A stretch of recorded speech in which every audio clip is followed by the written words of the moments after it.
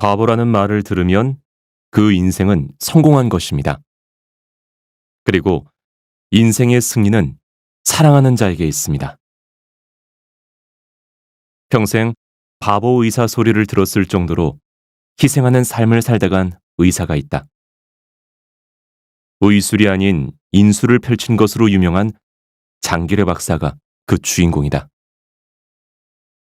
장기려 박사는 의학 박사 학위를 취득한 후에 부와 명예를 누릴 수 있는 자리를 마다하고 평양의 한 병원에서 진료를 시작했다. 그러던 중 한국전쟁이 발발해 그는 가족과 헤어져 둘째 아들만 데리고 먼저 부산으로 피난하게 된다. 그곳에서 장기려 박사는 의료시설이 부족하고 진료 비용이 비싼 탓에 병원에 오지 못하는 환자들을 불쌍하게 여겨 천막을 치고 무료 진료소를 개설했다. 장 박사님은 언제나 환자를 먼저 생각하는 분이셨어요. 돈이 없어도 아프면 걱정 없이 찾아갈 수 있었죠. 정말 감사해요. 사람들은 장 박사님을 바보라고 하는데 제가 봤을 때 그분은 성인이에요. 이후 천막진료소는 건물을 지어 복음병원이 되었다. 그러나 장기려 박사는 그 시설을 유지하기 위해 가난한 환자에게까지 돈을 받아야 한다는 사실에 마음 아파했다. 그래서 돈이 없어 진료를 못 받는 환자들 대신 치료비를 내주곤 했다. 영양실조에 걸린 환자에게 자기 돈으로 닭 2마리를 처방해 준 일.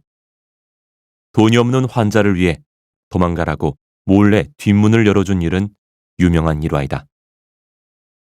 장기려 박사는 자기 환자를 금전적으로 도와주는데 그치지 않고 더 많은 환자가 돈 걱정 없이 진료받기를 원했다고 합니다. 그 목적으로 시작된 것이 정십자 의료보험조합입니다. 소에게 보험료만 내고 진료를 받을 수 있게 한 것이죠. 다른 무엇보다 환자를 먼저 생각한 장기려 박사. 이러한 태도는 그의 삶에서도 그대로 나타났다. 가장 대표적인 것이 이산가족 상봉의 기회를 거절한 일화이다. 정부에서 그를 특별히 이산가족 상봉자 명단에 넣어주겠다고 하자 그는 자신이 그런 특혜를 받으면 더 절실한 사람에게 기회가 돌아가지 않는다며 거절했다. 결국 그는 그리운 아내와 자식들을 만나지 못하고 1995년 세상을 떠났다. 마지막에 그가 가지고 있던 재산이라고는 1,000만 원뿐이었는데 그마저도 자신의 간병인에게 주고 떠났다고 한다. 참된 인술을 펼치며 무소유와 박애정신을 실천한 장기려 박사. 그의 삶의 태도는 그의 아들과 손자, 제자들이 이어받았으며 많은 의료인의 귀감이 되고 있다.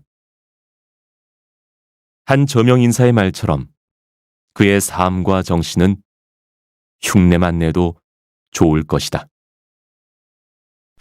음악회라도 열린 걸까요?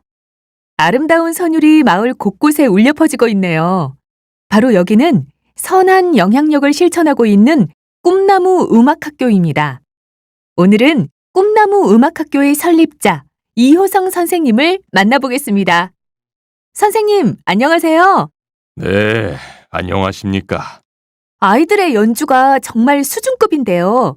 먼저 꿈나무 음악학교가 어떤 단체인지 소개 부탁드립니다. 저희 단체는 소외계층과 음악의 아름다움을 나누고자 은퇴한 음악교사들이 모여서 설립하였습니다.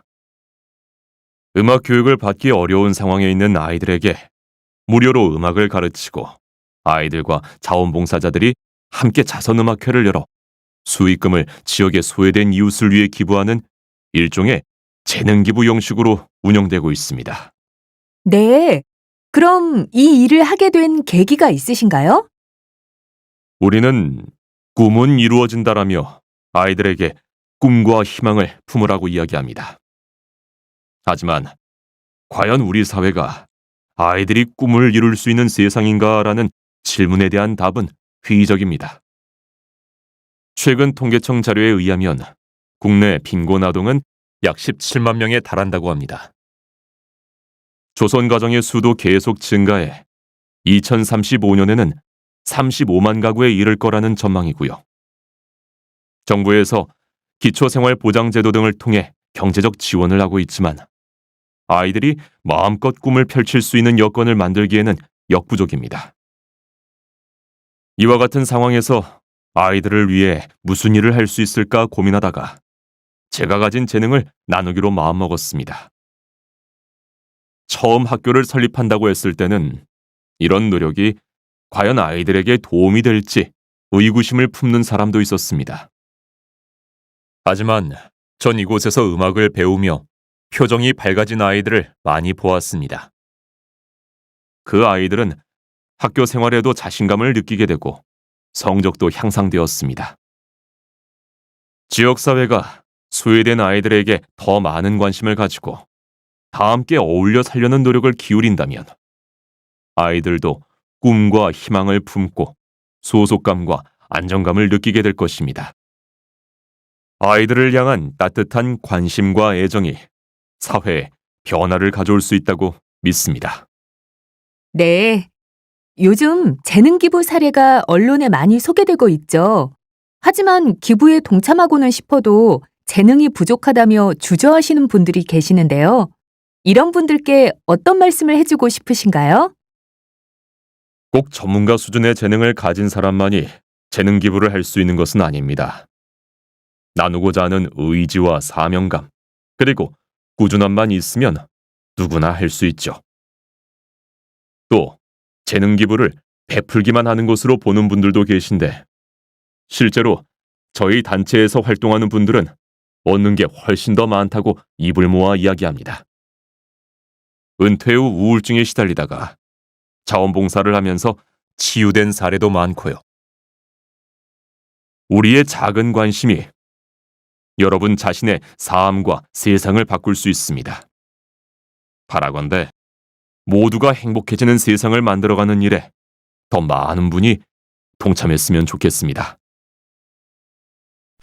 얼마 전 영국의 공영방송 BBC에서 한국어 단어인 꼰대가 소개되어 화제가 된 바 있습니다. 그 안에는 자신의 가치관을 아랫사람에게 강요하는 기성세대에 대한 청년들의 비판 의식이 담겨 있다고 합니다. 오늘은 기성세대와 청년세대가 함께 모여 꼰대 열풍에 대한 생각을 나누어 보겠습니다. 청년, 열정으로 살아라의 저자 안병익 작가님, 청년 네트워크 희망우리 김유정 대표님 함께합니다. 안녕하세요. 먼저 안 작가님께 여쭙겠습니다. 꼰대가 유행어가 된 현상에 대해 어떻게 생각하십니까? 저희 세대는 사회 발전을 위해 열심히 달려왔는데 꼰대라는 소리를 듣고 있자니 사실 좀 억울하기는 합니다. 우리가 젊은 세대에게 조언하면 낡은 가치관을 고집한다고 비난받습니다. 우리의 살아온 경험을 나누어 젊은 세대들이 더 나은 삶을 살기를 바라는 마음을 왜 몰라주는지 답답할 따름입니다. 그러면 김 대표님의 생각은 어떠신지요? 문제는 기성세대가 자신이 살아온 삶의 경험만이 정답이고 그와 맞지 않는 가치관은 교정해야 한다고 생각하는 것입니다. 조언이라고 말씀하시지만 기성세대의 가치관만 가지고 저희 세대가 원하지 않는 삶의 방식에 대해 이야기하는 건 조언이 아니라 강요라고 생각합니다. 물론 우리가 젊었을 때도 윗세대들의 충고가 항상 달가웠던 것은 아닙니다. 그렇지만 우리 때는 적어도 그분들의 말씀을 존중하려고 노력했습니다. 나와 다른 생각을 한다고 무조건 틀렸다고 보지 말고 윗세대의 경험과 지혜를 존중해 줬으면 합니다. 기성세대의 의견이 무조건 틀렸다고 말씀드리는 건 아닙니다. 다만 저는 젊은 사람들의 의견은 들으려고 하지도 않는 일방적인 의사소통이 문제라고 봅니다. 본인의 생각만 내세우지 말고 다른 사람의 의견도 경청해야 하는데 그러지 않고 일방적으로 내 말만 들어 식의 의사소통을 한다는 것이 꼰대 담론의 핵심이라고 봅니다. 작가님께서는 세대 갈등을 말씀하셨고, 대표님께서는 의사소통의 태도 문제를 지적하셨습니다. 그런데 사실 삶의 태도가 세대별로 달라진 것은 어제 오늘의 일이 아닙니다.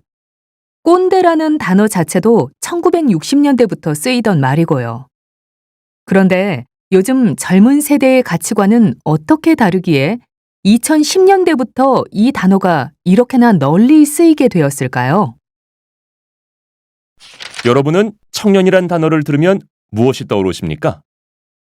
꿈, 낭만, 열정 등의 단어가 떠오르는 한편 취업, 경쟁, 스펙, 포기 등의 수식어도 따라붙습니다. 청년으로 살아가기 힘든 세상. 청년 문제에 대한 청년의 목소리를 들어보는 시간을 갖도록 하겠습니다. 청년 네트워크, 희망우리 김유정 대표, 청년희망당 박호준 대표와 함께합니다. 안녕하세요. 청년들이 겪는 문제는 성별 및 세대 갈등, 주거, 일자리 등 여러 가지가 있을 텐데요. 이 중 가장 시급한 일자리 문제부터 이야기해 보겠습니다. 현재 청년 실업률은 역대 최고치를 경신하고 있습니다. 요즘 청년 세대가 기준을 너무 높이 잡고 대기업에만 들어가려고 하다 보니 실업률이 높아지는 한편 중소기업은 구인난을 겪고 있다는 분석이 있는데요. 이런 분석에 대해 어떻게 생각하십니까? 요즘 애들은 눈이 높아서 대기업 타령만 한다는 비판적인 시각이 있는데요. 저는 동의하지 않습니다. 근무 조건이 양호하고 안정적인 중소기업이라면 저희도 가고 싶습니다. 그렇지만 중소기업은 임금이 적은 경우가 많아서 투잡이 필수라는 말이 있을 정도입니다. 그래서 많은 청년이 직장 생활하랴 아르바이트 하랴 바쁘게 살고 있습니다. 또한 중소기업 근로자들은 근무 시간을 초과해서 일해도 제대로 보상받지 못하는 경우도 많습니다. 이렇게 자신의 노동력이 낮게 평가받는 곳에서 누가 일하고 싶겠습니까? 네, 경기 성장이 둔화하며 양질의 일자리가 줄어든 것은 사실이죠. 고용 환경 개선을 위한 정부의 대책이 절실한 부분입니다. 한편 양질의 일자리에 취업하더라도 청년 세대는 회식을 꺼리거나 정시에 퇴근하는 등 개인의 삶을 우선시하며 회사 일에는 상대적으로 열정을 덜 쏟는다는 비난을 받기도 합니다. 이런 비난에 대해서는 어떻게 생각하십니까? 저는 청년 세대에 대한 그런 시선이 부당하다고 봅니다. 열정을 쏟는 대상이 굳이 회사일 필요가 있을까요? 저희는 기성세대가 회사에 목숨 바쳐 살고도 IMF 경제 위기로 하루아침에 일자리를 잃고 삶이 흔들리는 것을 보고 자랐습니다. 회사에 충성을 다한다고 해서 회사가 꼭 직원을 지켜주지는 않는다는 거죠. 회사에 충성하기보다는 일과 삶의 균형을 맞추면서 자기 개발에 시간을 투자하는 것이 더 현명하다고 봅니다. 여러분 안녕하십니까? 문학의 향기 DJ 남수혁입니다. 오늘 초대석 시간에는 문학평론가 이윤선 선생님을 모시고 노래가 된 시, 시가 된 노래라는 주제로 이야기를 들어보겠습니다. 안녕하세요, 선생님. 안녕하십니까? 얼마 전 음원 차트를 휩쓴 K-팝의 가사가 시에서 영감을 받아 만들어졌다고 해서 화제가 되었습니다. 선생님께서는 이러한 현상에 대해 어떻게 보십니까? 네.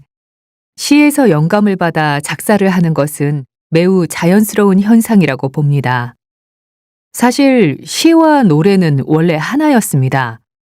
조선시대까지는 시를 노래에 얹어 부르는 경우가 종종 있었다고 하죠. 노래는 가사를 음정과 박자에 맞춰 부르는 것인데 시에서도 운율이 중시된다는 점을 감안하면 서로 독립된 예술 분야가 아니라는 것을 알 수 있습니다. 게다가 노래 가사는 함축적이라는 점에서도 시와 공통점이 있습니다. 이런 관점에서 보면 우리가 매일 듣는 노래의 가사들도 모두 시라고 할 수 있죠. 네, 그렇군요. 그런데 이렇게 영감을 받은 수준이 아니라 시 자체가 노래 가사가 된 경우도 많이 있지 않나요? 네, 맞습니다. 윤동주 시인의 별에는 밤, 정호승 시인의 우리가 어느 별에서 등 이루 다 헤아리기 어려울 정도로 많은 명곡들이 있습니다. 말씀을 듣고 보니 떠오르는 노래가 많네요. 김소월 시인의 진달래꽃이 록 음악으로 재탄생한 것도 신선한 충격이었던 것 같습니다. 그럼 선생님, 마지막으로 질문 하나 더 드리겠습니다. 몇 년 전 유명 가수가 노벨 문학상을 받으며 문학계에 큰 파장을 일으켰는데요. 선생님께서는 어떻게 생각하시는지요? 네. 당시 저항 정신을 가진 좋은 가사인 것은 인정하지만 작가가 아닌 가수에게 노벨 문학상을 주는 것이 맞느냐는 의견과 가사가 문학성을 갖추고 있기 때문에 충분히 수상 자격이 있다는 의견이 대립했습니다. 양측의 의견 모두 일리는 있지요. 하지만 앞서 말씀드린 것처럼 시는 원래 노랫말에서 출발했습니다. 디지털 시대에 들어서면서 문학의 정의가 달라지고 있는 지금, 감동과 즐거움을 주거나 지혜와 교훈이 담긴 콘텐츠라면 모두 문학의 범위에 포함해도 될성 싶습니다. 네, 말씀 잘 들었습니다. 문학이 어렵거나 따분하다고 생각하는 분들도 계시지만 사실 문학은 우리 삶 속에서 늘 우리와 함께 왔다는 걸 선생님 말씀을 통해 깨닫게 됩니다. 오늘 말씀 감사합니다. 여러분 어떠세요? 지금 감상한 시는 정희성 시인의 숲입니다. 정희성 시인은 산업화 과정에서 드러난 우리 사회의 여러 모순과 문제점을 절제된 감정과 차분한 어조로 써내려간 작가로 알려져 있습니다. 그럼 이 시를 자세히 살펴보기 전에 문제를 하나 낼게요. 만약 여러분이 어린아이에게 희망이라는 단어의 뜻을 알려줘야 한다면 어떻게 하는 것이 좋을까요? 그림을 그려서 보여줄까요? 좋은 생각이에요. 그림을 그리는 것도 희망이라는 추상적인 개념을 구체화하는 한 방법이 될 수 있겠지요. 시도 이와 유사한 역할을 해요. 화가가 자신의 마음을 표현하기 위해 그림을 그려 구체화한다면 시인은 언어를 통해 자신의 마음을 표현하는 거죠. 즉, 시는 언어로 그리는 그림이라고 할 수 있어요. 시어는 시인의 생각과 느낌을 구체화하는 장치를 통해 탄생하는데요. 비유와 상징 등을 활용하면 시인이 표현하고자 하는 바를 독자에게 좀 더 효과적으로 전달할 수 있습니다. 예를 들어 살펴볼까요? 우선 이 시의 제목인 숲이라는 단어를 들으면 무엇이 떠오르나요? 하늘을 가릴 정도로 빽빽하고 울창한 나무들이 떠올라요. 저는 신비로움, 휴식 이런 단어가 연상돼요. 네, 사람마다 숲이라는 단어에 대해 가지고 있는 느낌이나 생각은 다양하겠죠. 이 시에서 숲은 한 그루 한 그루의 나무가 모여서 이룬 공동체라는 상징적 의미를 지니고 있습니다. 조금 더 구체적으로 살펴보죠. 먼저 1행에서 4행까지는 나무들이 숲이라는 공동체 안에서 조화를 이루고 있음을 표현합니다. 제가끔 서 있어도 나무들은 숲이었어 라는 구절은 개인이 각자의 개성을 잃지 않으면서도 함께 어우러져 살아가는 이상적인 세상을 비유적으로 표현한 것입니다. 그럼 이 시에서 숲과 대조되는 공간은 어디일까요? 광화문 지하도 아닐까요? 네, 맞습니다. 광화문 지하도는 나무들이 조화를 이루고 사는 숲과 대비되는 공간으로 복잡한 도심 속 삭막하고 각박한 현대인들의 삶의 공간을 상징합니다.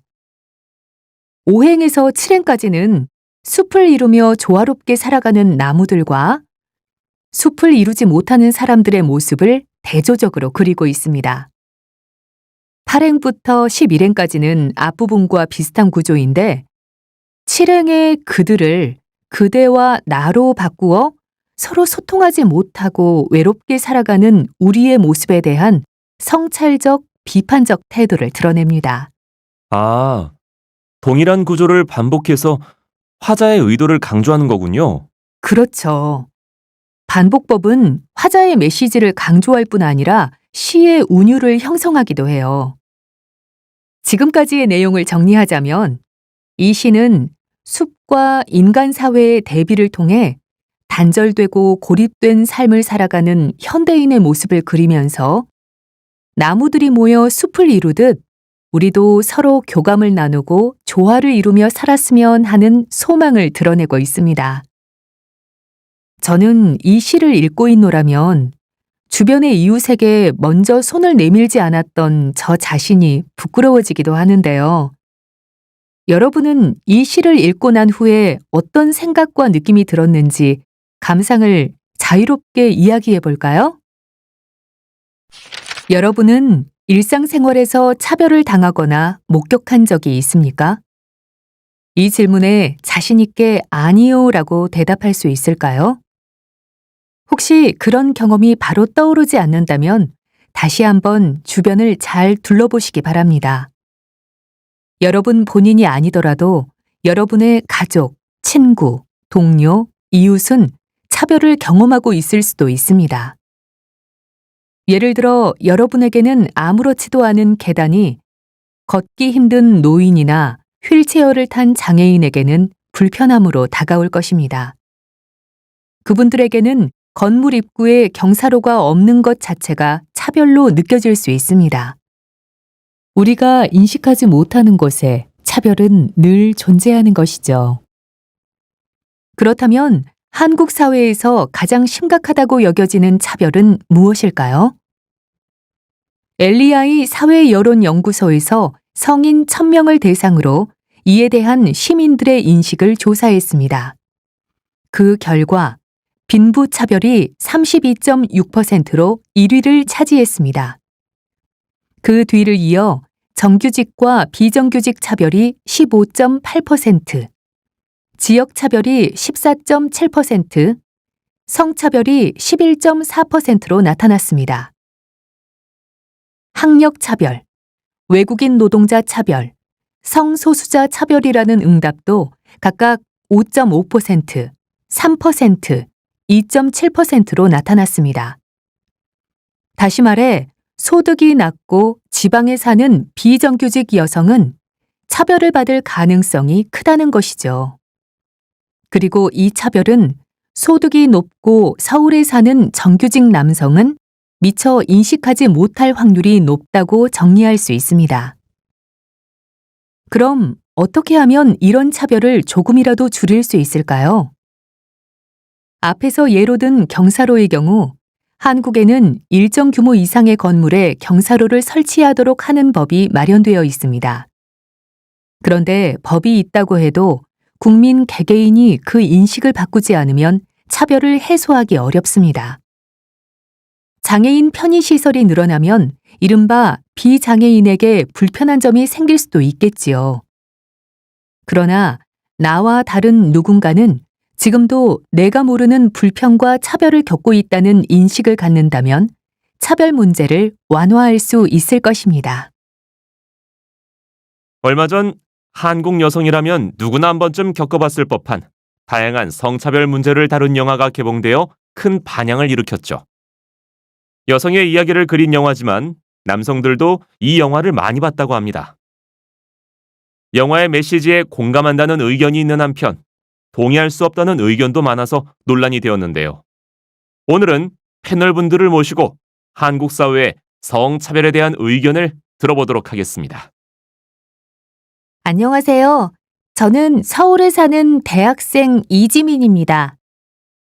혹자는 이미 성평등 시대가 되었다느니 지금은 오히려 남성에 대한 역차별이 심하다느니 하면서 이 영화를 비판적으로 보기도 합니다.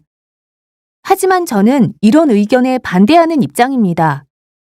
여성의 사회 진출을 예로 들어보면 한국 기업의 임원 중에서 여성이 차지하는 비율은 4%에 불과하고 심지어 여성 임원이 단 한 명도 없는 기업은 무려 67.8%에 달합니다.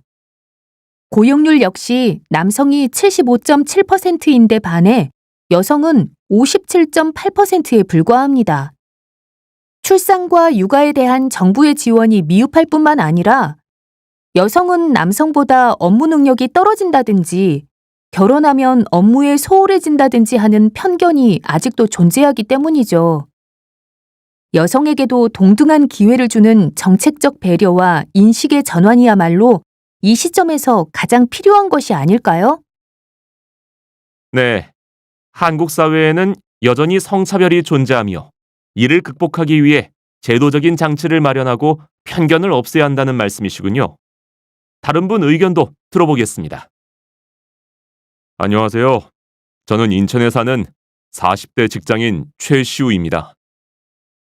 남성의 입장에서 저는 우리 사회가 여성만을 배려해야 한다는데 동의할 수 없습니다. 한국에서 남성들의 삶은 어떻습니까? 우선 20대에는 군대에 다녀와야 합니다. 여성이라고 해서 꼭 신체적으로 약한 게 아닌데 일반적으로 남성이 여성보다 강하다는 논리로 남성만 군대에 가야 하는 불공평한 현실인 거죠. 이렇게 국가를 위해서 국방의 의무를 수행하고 왔건만 혜택을 받기는커녕 이미 취업 준비를 하고 있던 여성들과 경쟁해야 하는 현실이 기다릴 뿐입니다. 30, 40대에는 결혼을 하고 한 집안의 가장으로서 생계를 책임져야 합니다. 물론 요즘에는 맞벌이 부부도 많지만 가정 경제에 있어서 남성이 주된 역할을 해야 한다는 가부장적 인식은 아직 남아 있습니다. 그렇게 평생 가정을 위해 일해오신 우리네 아버지의 은퇴 후 삶은 어떻습니까? 어머니와 자녀들은 친밀한데 반해 아버지는 마음을 붙일 자리가 없어 홀로 외롭게 내몰리는 경우가 많습니다. 여성의 삶이 어려운 건 인정하지만 남성의 삶도 여간 어렵지 않습니다. 말씀 잘 들었습니다. 두 분 모두 성평등이라는 같은 지향점을 갖고 계시는 것 같습니다. 성평등은 여성에게만 좋은 것이 아니라 남성, 기업, 국가의 입장에서도 이롭다고 하는데요. 그럼 이어서 어떻게 하면 서로의 견해 차이를 좁히고 성평등 사회를 만들어갈 수 있을지 이야기해 보겠습니다.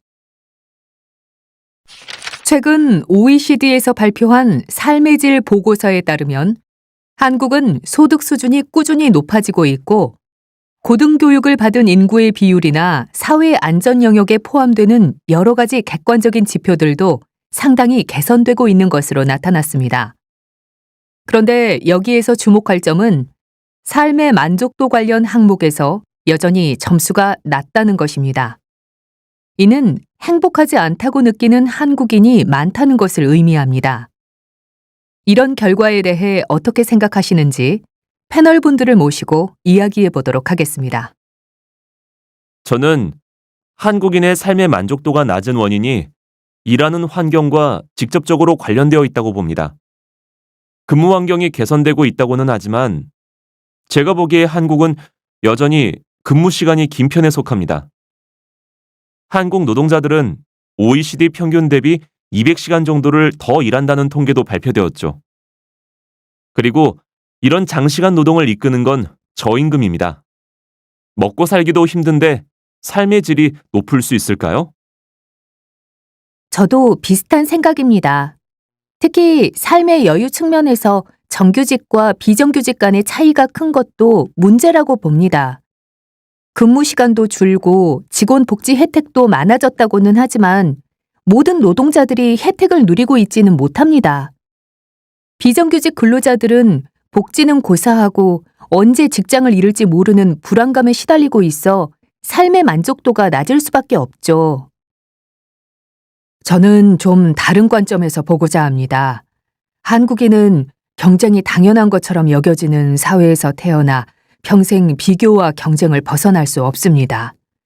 1등 지상주의, 학벌 지상주의, 외모 지상주의 등도 모두 비교와 경쟁에 기반한 현상입니다. 경쟁을 부추기는 사회적 분위기와 끊임없이 타인과 자신을 비교하는 문화 속에서 삶의 만족도가 높을 턱이 없습니다. 근무 시간이 길고 경쟁이 치열한 사회라는 말씀에는 일부 동의합니다. 하지만 지금의 한국 정부와 사회는 그러한 문제점을 인지하고 이를 해결하기 위한 방향으로 가고 있다고 생각합니다. 예를 들어, 정부는 법적으로 주당 근무 시간을 제한하면서 최저임금도 매년 인상하고 있습니다. 사회적 인식도 달라져서 이제는 일과 삶의 균형, 소위 워라밸을 인정하는 직장이 많아지는 추세입니다. 그럼에도 삶의 만족도가 낮은 이유는 삶의 질에 대한 잣대가 엄격해서 현실에 안주하지 않고 더 나은 사회를 만들어가고자 하는 한국인의 특성 때문이라고 봅니다. 앞서 패널분들께서 한국인의 삶의 만족도가 낮은 원인에 대해 다양한 의견을 말씀해 주셨는데요. 지금까지 나온 의견은 크게 세 가지로 종합해 볼 수 있겠습니다. 먼저, 한국은 OECD 국가 평균 대비 근무 시간이 길고 임금이 낮아 삶의 여유가 없으며 비정규직들은 고용 불안정에 시달려 삶의 만족도가 낮을 수밖에 없다는 의견이 있었습니다. 다음으로 경쟁적인 사회 분위기 속에서 끊임없이 타인과 자신을 비교하는 문화 탓이라는 의견도 있었습니다. 한편 현실에 안주하지 않고 더 나은 삶을 추구하고자 하는 한국인들의 특성이 원인이라는 의견도 나왔습니다. 자, 그러면 이번에는 삶의 만족도를 높이기 위한 방안에 대해 의견을 나눠보도록 하겠습니다. 저는 제도 개선이 최우선이라고 봅니다. 최저임금 인상이나 근무시간 단축 등이 법적으로 보장되어 있지만 특수고용 노동자나 프리랜서 등은 여전히 노동법의 사각지대에 있습니다. 또한 제도가 마련되어 있어도 실제로는 그 권리를 누리지 못하는 경우도 많습니다. 예를 들어 남성의 육아휴직이 법적으로 보장되어 있음에도 눈치가 보여서 육아휴직을 사용하지 못하는 직원이 많습니다. 따라서 정부는 노동법의 사각지대에 놓인 노동자들을 보호하기 위한 사회적 안전망을 확충하는 한편 당연한 권리를 행사하지 못하는 사람이 없도록 제도를 보완해야 합니다. 저는 좀 다른 측면으로 접근할 필요가 있다고 생각합니다. 그동안 정부는 예산을 투입하고 제도를 마련하면 삶의 만족도 또한 올라갈 것으로 기대했으나 결과는 그렇지 않았습니다. 제도적 개선도 중요하지만 사회 전반에 걸친 인식의 변화도 뒤따라야 하지 않을까요? 예를 들어 과정이 어떻건 간에 항상 1등만 주목받는 현실과 명문대, 대기업에 다니지 못하면 경쟁에 뒤처졌다고 느끼게 만드는 사회적 분위기를 바꿔야 합니다. 대학에서 학생을 선발하거나 기업에서 사원을 채용할 때도 성적 순으로 뽑는 것이 아니라 분야에 맞는 다양한 인재를 포용하는 방식을 취한다면 과열 경쟁도 줄어들고 자연스럽게 삶의 질도 높아질 것이라고 생각합니다. 제도의 개선과 사회적 인식의 변화가 필요하다는 두 분의 의견에도 일리가 있습니다. 하지만 저는 무엇보다 현재의 삶을 밝고 긍정적으로 바라볼 수 있는 분위기를 모두가 함께 조성해야 한다고 생각합니다. 한국이 다른 OECD 국가들에 비해 근무 환경이 상대적으로 열악한 것은 사실이지만 안전이나 기대 수명 등 다른 나라보다 더 높은 수치를 보이는 영역도 있습니다. 한국이 불행한 나라라는 점을 부각하기보다는 긍정적인 변화에 초점을 두고 부족한 점을 보완해 나가는 것이 중요하지 않을까요? 2019년 12월 코로나19 바이러스 첫 확진자가 발생했다. 2차, 3차 감염자가 발생하며 전 세계 곳곳에서 환자가 급증하기 시작했다. 이듬해 3월 세계보건기구는 감염병 최고 경보 단계인 팬데믹을 선포하기에 이른다. 팬데믹은 우리 삶을 송두리째 바꿔놓았다. 도시가 봉쇄되고 모임이 제한되면서 서비스 산업이 위축되고 일자리를 잃는 사람들이 속출했다. 우리는 과연 바이러스로부터 자유로워질 수 있는 것일까? 지구상에는 약 160만 개의 바이러스가 존재합니다. 하지만 지금까지 인류에게 발견된 바이러스는 이 중 단 1%뿐이죠. 나머지 99%는 대부분 사람과 동떨어져 자신의 숙주와 공존하고 타협하며 살아갑니다. 어쩌면 그중 일부는 숙주의 영역을 확장할 기회를 엿보고 있을지도 모릅니다. 바이러스는 생물끼리의 접촉을 통해 퍼져나가고 옮겨간 곳이 살기 적당하면 세포 안으로 들어가 증식할 채비를 갖춥니다. 사람을 비롯한 동식물은 물론이고 곰팡이 같은 미생물까지 살아있는 세포라면 가리지 않고 모조리 숙주세포로 삼습니다. 문제는 바이러스로 인한 감염병이 인류에 심각한 위협이 되고 있다는 사실입니다. 20세기 최악의 감염병으로 알려진 스페인 독감은 약 5억 명을 감염시키고 5천만 명가량의 목숨을 앗아갔습니다. 1997년에는 조류독감 바이러스가, 2009년에는 신종플루 바이러스가 창궐했습니다. 이 밖에 사스, 에볼라, 지카, 코로나19 등도 모두 바이러스가 일으키는 감염성 질환입니다. 백신 접종을 통해 항체가 생기고 집단 면역이 생겨 감염병이 종식된다 해도 변이 바이러스가 재출현할 가능성은 여전히 남아 있습니다. 인류와 바이러스 간의 전쟁에서 우리가 눈여겨봐야 할 대목은 우리에게 치명적인 바이러스가 사람과 동물을 오가며 전파된다는 점이다. 사스와 코로나19 등은 모두 동물로부터 온 감염병입니다. 사람과 동물 간의 거리가 어느 정도 유지되면 바이러스가 인간 사회로 넘어오는 게 쉽지 않겠죠.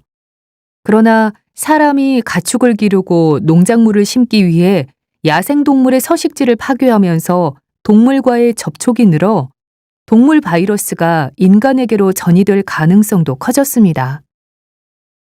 폭발적인 인구 증가와 이동 확대로 바이러스의 전파 속도는 더 빨라졌다. 종간 장벽이 허물어지는 가운데 언제 어떤 바이러스가 출현할지는 누구도 예측할 수 없다. 지구의 지배자인 양 행세하는 인간은 수만 종의 생물체를 지구상에서 사라지게 하거나 서식지로부터 밀어냈다. 인류의 이런 오만이 멈추지 않는 이상 바이러스와의 전쟁은 끝나지 않을 것이다. 안녕하십니까. 5분 시사토론의 김하중입니다. 인류의 평균 수명 연장과 건강 증진에 크게 공헌한 것 중 하나가 백신입니다. 그래서 정부는 생애 주기별로 다양한 종류의 백신 접종을 권장하며 무료로 지원하기도 하는데요. 최근 영유아 예방접종이나 감염병 백신을 거부하는 사례가 늘면서 이를 둘러싼 논란이 일고 있습니다. 따라서 오늘은 예방접종 의무화 정책 필요한가라는 주제로 이야기를 나누어 보겠습니다. 먼저 예방접종 의무화 정책에 반대하는 입장부터 말씀해 주시기 바랍니다. 네, 저는 안전한 예방접종 모임 대표 장서은입니다. 우리 아이들은 태어나자마자 결핵 백신 접종부터 시작해 돌이 될 때까지 10회 이상의 예방접종을 하는데요. 이것만 해도 과도하다는 생각이 듭니다. 그런데 일부 병원에서는 국가 필수 접종뿐만 아니라 가격이 비싼 선택 접종도 의무인 양 이야기하며 부모들에게 부담을 줍니다. 사실 이런저런 병원체를 몸에 넣고 병원체에 대한 저항력을 키우라는 것은 세상에 갓 태어난 아기들에게 일종의 강요 아닐까요? 질병관리청 송희준 과장입니다. 예방접종은 공중보건의 중요한 부분으로 전염병의 발생 및 확산을 예방함으로써 개인의 건강은 물론이거니와 우리 사회도 안전하게 지켜낼 수 있는 가장 효과적인 방법입니다. 그런데 이처럼 건강과 생명에 직결되는 필수 예방접종의 수를 더 늘려도 모자랄 판에 예방접종을 하지 않겠다는 것은 위험합니다. 그렇게 되면 제일 먼저 피해를 보는 것은 면역력이 약한 영유아가 될 것입니다. 백신이 개발된 이후 영아 사망률이 급격히 줄어든 것이 이를 입증하고 있습니다. 네, 저도 예방접종이 어느 정도 효과가 있다는 점은 인정합니다. 그러나 부작용도 무시할 수는 없는 데다가 이에 관한 정보가 부족하다는 것도 문제입니다. 몇몇 백신이 아이에게 자폐증이나 아토피, 주의력 결핍 등의 부작용을 일으켰다는 사례도 발표된 바 있고, 국내에서도 매년 백신 관련 부작용이 25건 이상씩 보고되고 있다고 합니다. 그런데 이에 대한 정확한 정보는 찾기가 힘듭니다. 특히 인터넷에 취약한 노년층에게는 더더욱 그렇습니다. 정부는 국민이 건강 관련 정보에 쉽게 접근할 수 있도록 해야 하지 않을까요? 네, 물론 건강정보 접근 문제도 중요합니다만 시간 관계상 다시 원래 논점으로 돌아오겠습니다. 송 과장님, 백신에 부작용이 있는 것은 사실입니까? 앞서 말씀하신 그런 부작용들은 백신과의 인과성이 증명되지 않은 경우가 대부분입니다. 실예로 홍역 백신과 자폐증의 인과관계에 대한 논문이 발표되었을 때 백신 거부 운동이 확산되었지만 결국 아무런 연관성이 없는 것으로 밝혀졌죠. 모든 백신 접종은 부작용이 나타날 수 있지만 그 확률이 매우 낮습니다. 그런데 드물게 부작용이 발생하면 언론에서 크게 다뤄지고 그 뉴스가 사람들 사이에서 빠르게 퍼져나가 불신을 키우는 거죠. 현재 시중에서 유통되는 백신은 모두 안전성과 효과가 입증되었으므로 안심하고 접종하셔도 됩니다. 네, 지금까지의 논의를 정리하자면 찬성 측에서는 예방접종의 부작용 가능성은 미미하나 효과가 크므로 국민의 건강과 안전을 위해서 예방접종 의무화가 필요하다고 주장합니다. 반대 측의 주장은 현재의 예방접종 수준이 과도하며 부작용에 관한 정보가 부족하기 때문에 의무화는 불필요하다는 것으로 정리할 수 있겠습니다. 오늘의 토론은 여기에서 마무리하도록 하겠습니다. 시청해주신 여러분, 감사합니다. 이번 코너는 한국에 체류하고 있는 외국인과 다문화 가족을 위한 법률 상담 시간입니다. 송희근 변호사님 자리하셨습니다. 안녕하세요. 법무법인 은하수의 송희근입니다. 먼저 첫 번째 사연 살펴보도록 하겠습니다. 안녕하세요. 저는 어학연수 비자로 한국에 와서 한국어를 공부하고 있는 학생입니다.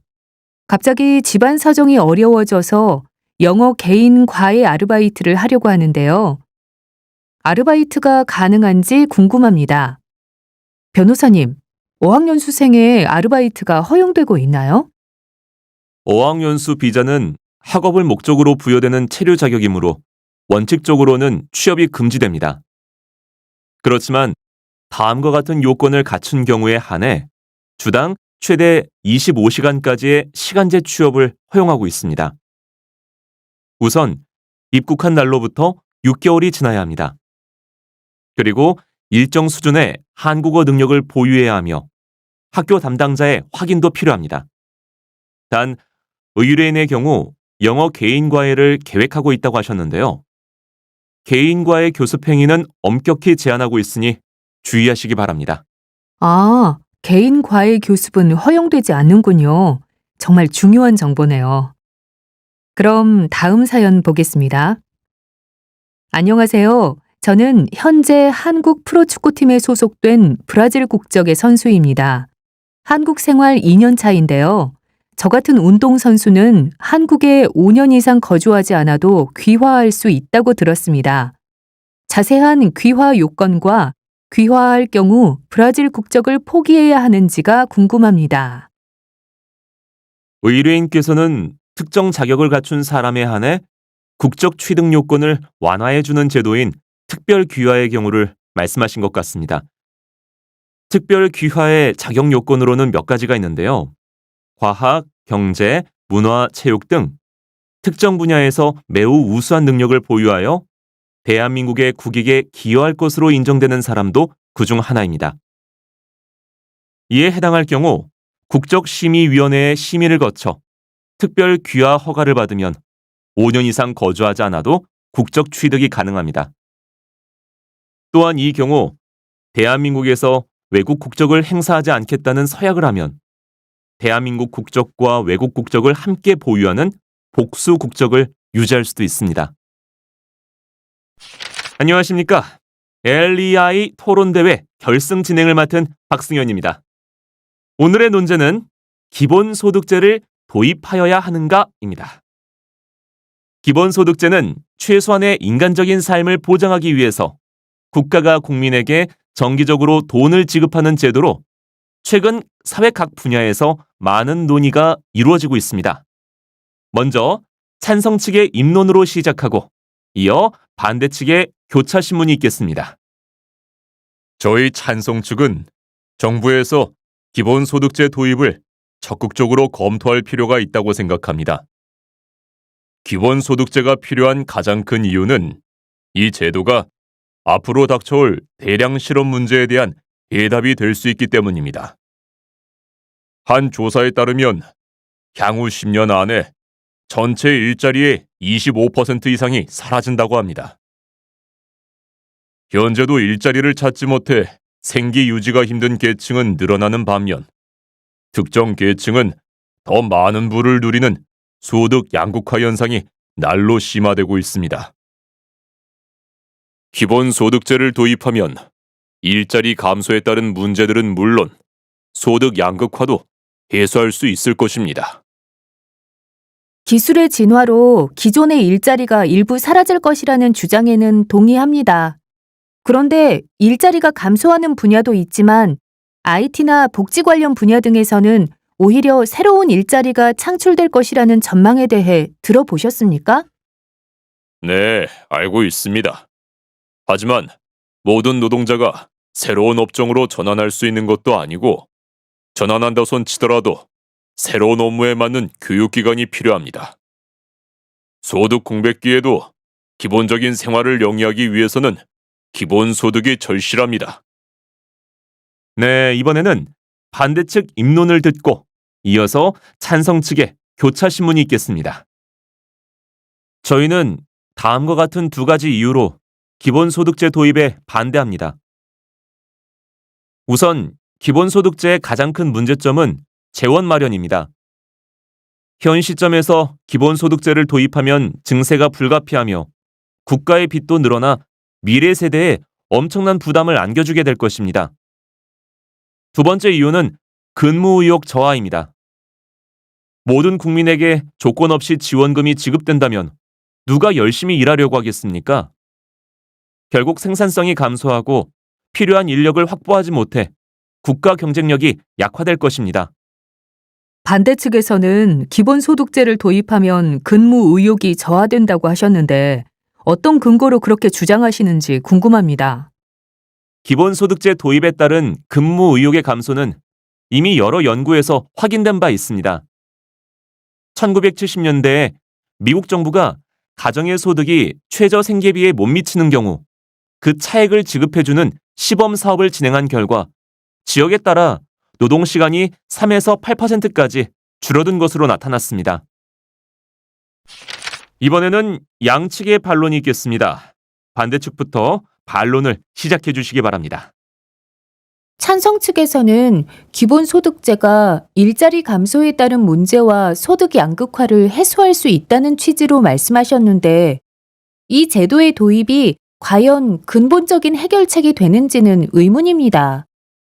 지금도 실업급여나 기초수당 등의 복지 제도가 마련되어 있습니다.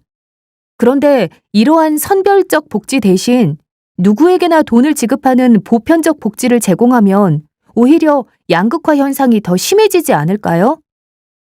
생계를 꾸리기 어려운 사람들에게만 선별적 복지 혜택을 주는 것이 국민의 부담을 최소화하면서 필요한 계층에 더 많은 혜택이 돌아가게 하는 효율적인 방안이라고 봅니다. 반대 측에서는 먼저 재원 마련을 우려하셨는데요. 아무리 재원 마련이 어렵기로서니 대량 실업이 예상되는 상황에 기존의 복지 제도에만 의존하고 있어서야 되겠습니까? 기본소득을 기존의 복지 제도와 통합해서 운영하면 추가 비용이 많이 들지 않을 겁니다. 또한 반대 측에서는 근무 의욕 저하를 근거로 들었는데 기본소득제는 기존의 복지 제도와 달리 소득이 있어도 혜택을 받을 수 있는 제도이므로 기본소득이 지급되더라도 근무 의욕이 꺾이지는 않을 것입니다. 실례로 2019년 미국 스톡턴에서 실시한 기본소득 실험에 따르면 기본소득을 받은 시민들은 돈을 체계적으로 관리했으며 구직 의욕도 떨어지지 않은 것으로 나타났다고 합니다.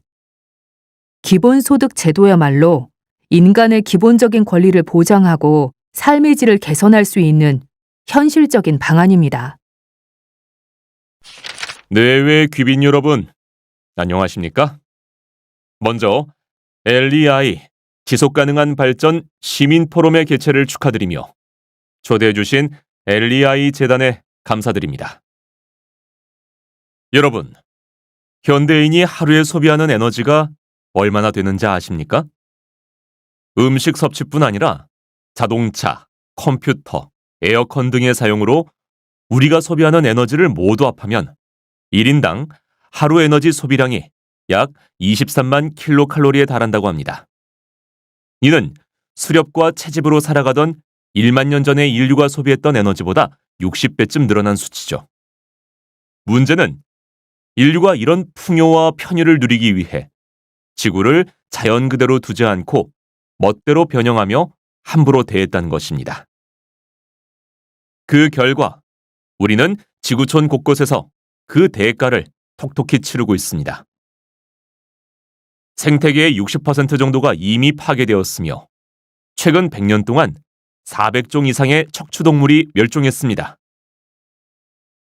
생태계의 파괴는 신종 감염병의 창궐로도 이어져 인류는 엄청난 인명 손실과 막대한 경제적 피해를 입고 있습니다. 기상이변도 점점 심해져 지구 곳곳이 전에 없던 극심한 폭우, 폭염 등의 자연재해로 몸살을 앓는 중입니다. 한국도 예외는 아닙니다.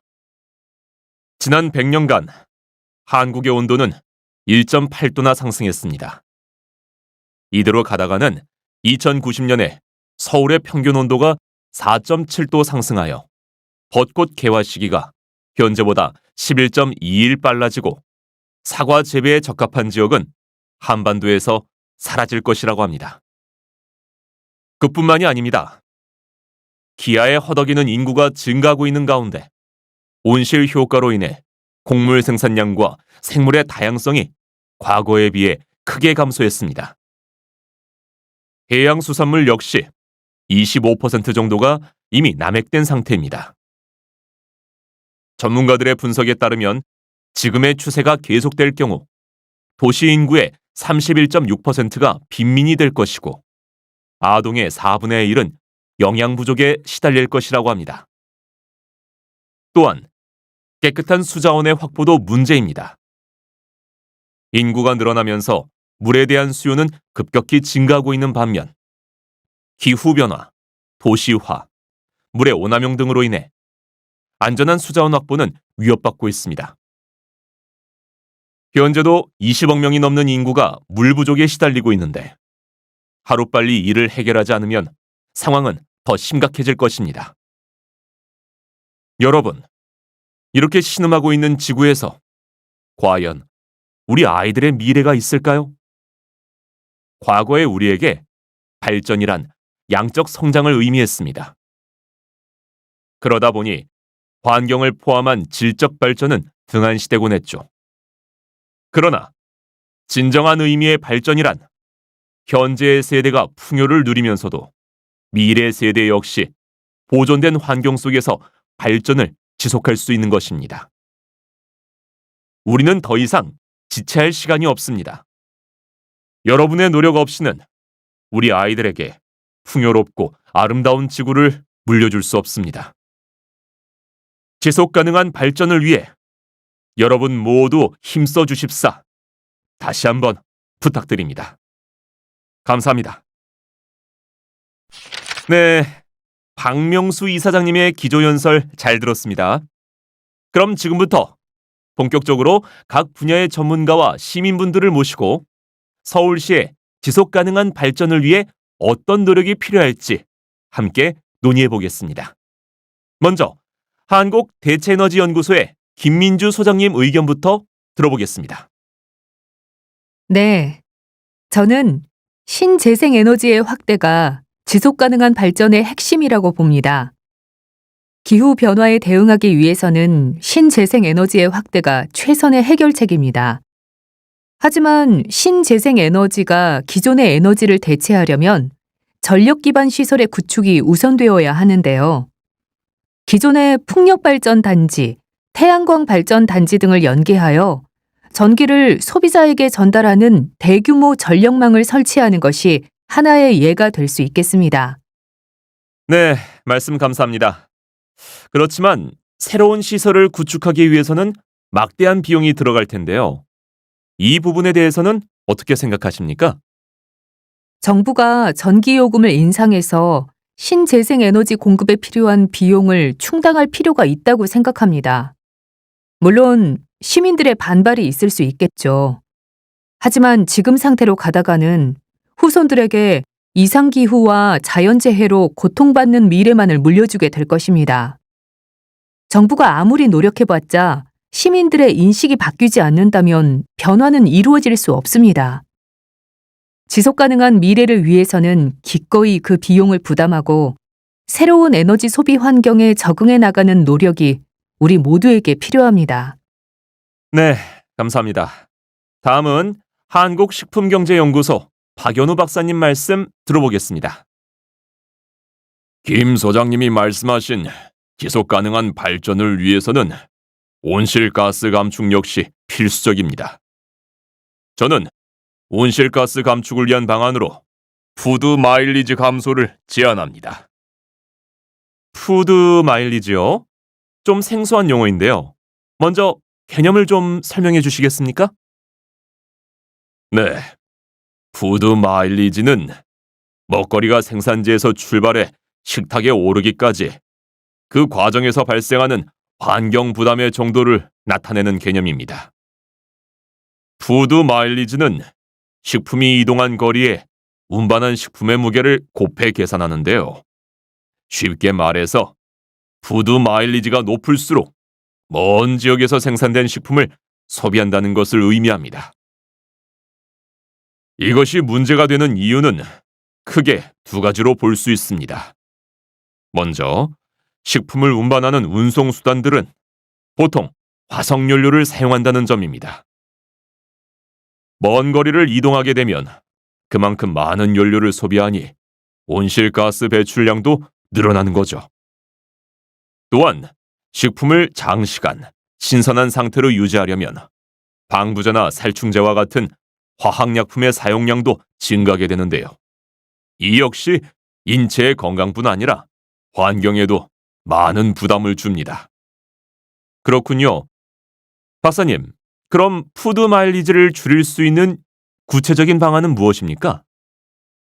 푸드 마일리지를 줄이려면 정부가 지역 먹거리 소비를 장려하는 것이 가장 중요합니다.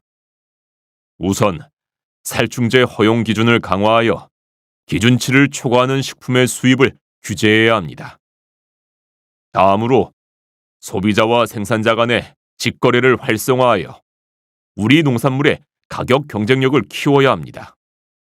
또한 홍보 이벤트 등을 통해 시민들이 도심지의 건물 옥상이나 텃밭을 활용하여 직접 농작물을 재배하도록 장려하는 것도 하나의 방안이라고 볼 수 있습니다. 푸드 마일리지를 줄이는 것이야말로 환경 부담도 줄이고 인구 증가로 인한 미래의 식량 문제도 해결하는 최선의 방안이 아닐까요? 네, 말씀 감사합니다. 다음으로 서울 시민을 대표하여 대학생 이가람 씨 나와주셨습니다. 네. 앞서 두 전문가께서는 정부 차원의 노력을 말씀하셨는데요. 저는 개인적 차원에서의 실천 방안에 대해 말씀드리겠습니다. 먼저